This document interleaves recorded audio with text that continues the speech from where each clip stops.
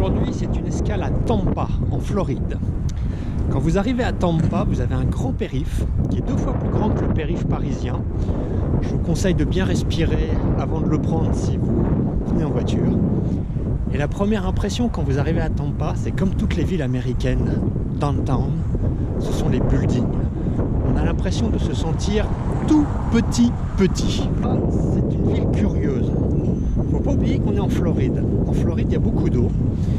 Et la ville est parsemée de cours d'eau et d'îles. Vous avez une très jolie promenade le long d'une rivière. Et il y a même tellement d'eau qu'il y a des water taxis qui sont jaunes, comme à New York. Et l'atmosphère est sympa. C'est très floridien, nonchalant.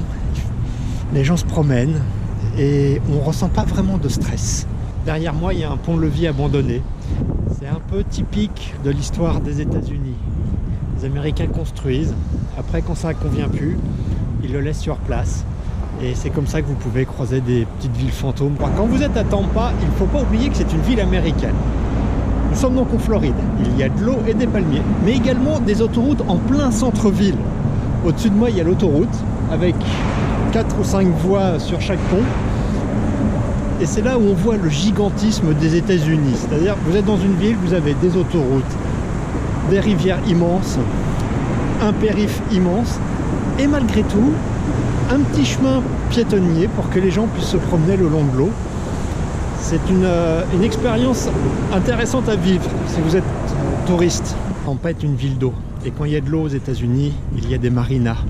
Et quand il y a des marinas, il y a des yachts énormes en pleine ville. Il faut vraiment le voir pour le croire. Nous allons quitter Tampa et son centre-ville, prendre le pont qui est derrière moi pour aller visiter une ville qui s'appelle Clearwater.